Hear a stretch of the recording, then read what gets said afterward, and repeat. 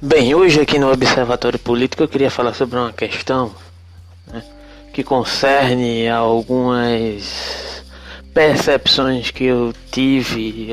referente a, por exemplo, a questão da morte do Paulo Gustavo, né, deixando bem claro isso.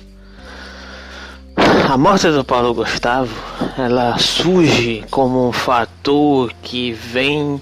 a nos jogar na cara algumas questões. Por exemplo, a noção de banalização da morte de indivíduos considerados anônimos, né? Morreram, creio eu, quase 3.000 ontem, e vem sendo a média oscilante, né, dessa possibilidade que existiu de um determinado decrescimento de uma meta que já estava extremamente extrapolada e absurda, né? E de um modo geral, as pessoas que estão submetidas a esse estado de caos contínuo, de certa maneira, se veem inclinadas a estabelecerem alguns tipos de negacionismo perante a realidade, incentivado pelo governo,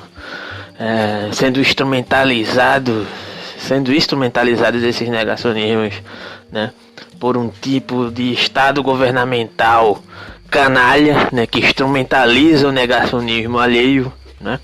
porque o canalha nesse sentido seria algo considerado divergente do negacionista, enquanto estado de negação psíquico por um determinado conflito, né. O canalha se diferenciaria no caso do negacionista em si, né, que não suporta determinados aspectos da realidade e passa a negá-lo. E aí teriam vários aspectos que poderiam ser elaborados a partir de um estudo, inclusive da negação a partir de Freud e uma noção da psicanálise que eu não vou aprofundar aqui. Não, mas o fato é que a morte do Paulo Gustavo a causar uma comoção pública, né, e considero justa a comoção, mas nos faz aparecer alguns fatores, né, que talvez não aparecessem caso a morte fosse de alguma outra celebridade ou de qualquer pessoa, né, que estivesse um posto abaixo nessa noção hierárquica de fama, digamos assim, que nos remonta acerca da noção e da banalização e da responsabilidade desse modus operandi do governo, né, que se estabelece não exclusivamente pela causa direta da morte do Paulo Gustavo, assim como de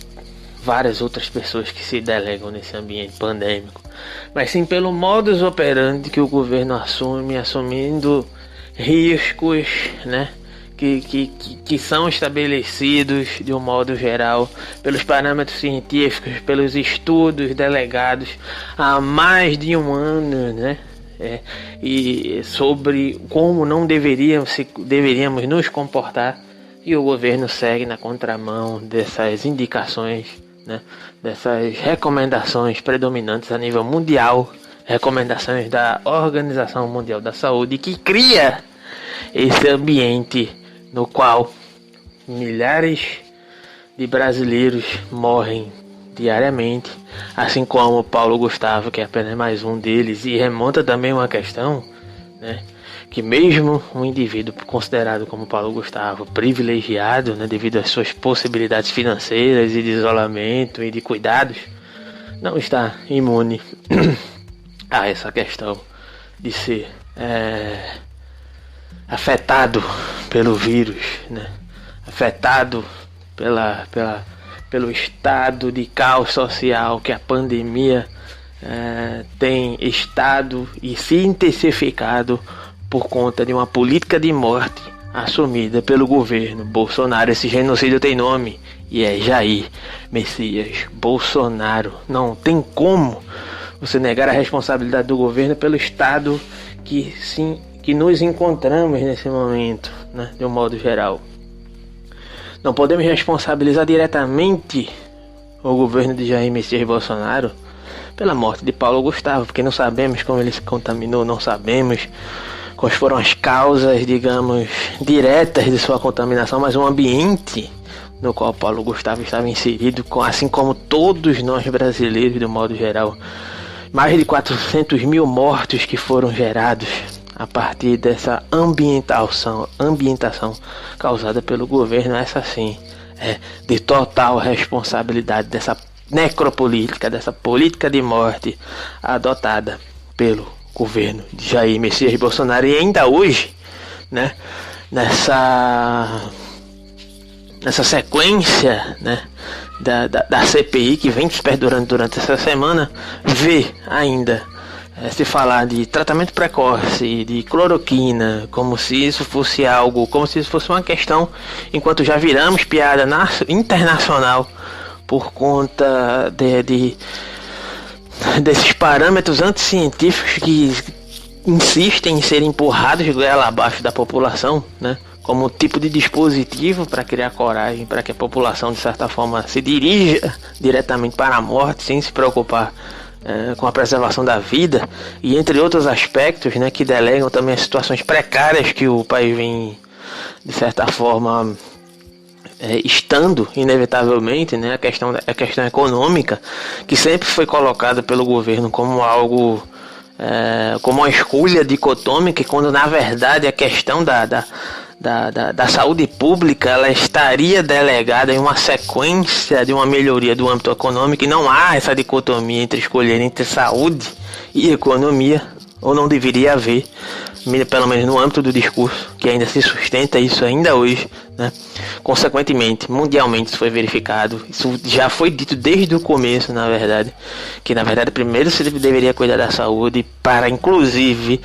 trazer uma consequência na economia. Não existia essa política de escolher entre a economia e a saúde, porque isso faz parte de um discurso neoliberal, né?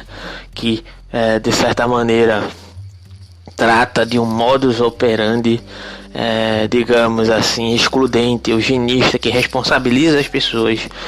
pela sua própria miséria, sendo que há uma ambientação, um modus operandi geral que advoga acerca de uma política de exclusão, de uma política, uma necropolítica, né, que seria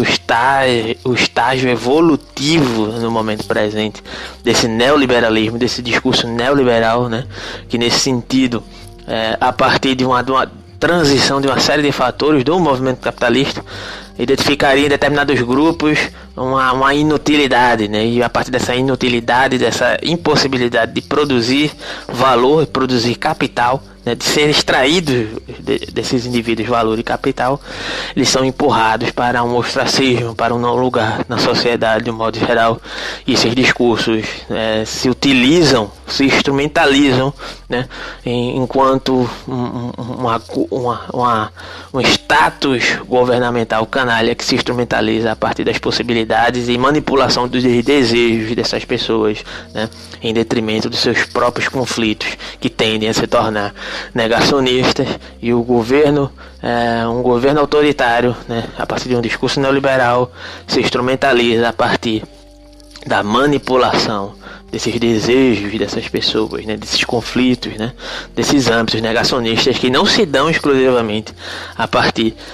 apenas de uma visão extremista de direita, mas a partir também de um posicionamento de esquerda que se diz a favor do isolamento, do uso de máscaras, e não se exerce como tal na prática. Porque não adianta lamentar a morte de Paulo Gustavo, tendo em vista que a morte dele não é mais ou menos importante que qualquer outro anônimo brasileiro, porém a morte dele se torna importante, não que tenha lado positivo,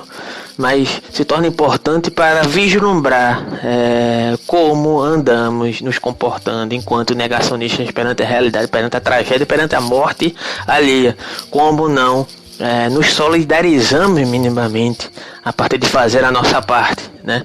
Você pode discursar a favor do isolamento social, você pode discursar a favor do uso de máscaras, que não é algo nem que deveria ser delegado a você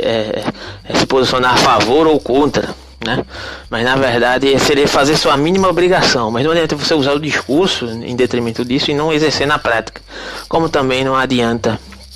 você oscilar entre uma prática e outra, se dizer antagônico ao governo autoritário e negacionista, quando na verdade esse governo só está se instrumentalizando a partir desse negacionismo,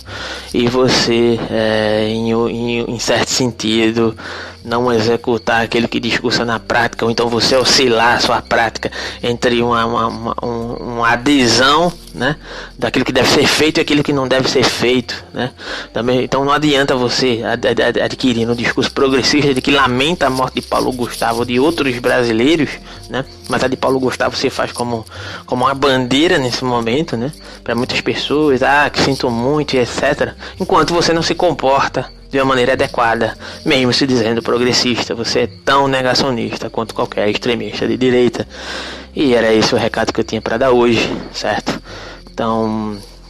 temos de sentir sim a morte de Paulo Gustavo, porém como uma bandeira que não pode ser colocada como algo inútil para repensar o nosso comportamento em detrimento do nosso próximo, em detrimento daquilo que assumimos enquanto discurso, inclusive enquanto esquerda e esquerdas, né? Não adianta apenas acusar o extremista de direita que se coloca como um testa de ferro no discurso, e ainda há esse âmbito do discurso que muitos desses que são bolsonaristas e os extremistas de direita discursam no âmbito do negacionismo, mas na prática sabem que deve se cuidar, sabem que deve se vacinar, mas é um discurso necessariamente criminoso também, né? Então não adianta não combinar a prática com o discurso, porque discurso é prática de modo geral. Então vamos usar essa morte muito sentida, muito dolorosa, para não fazer com que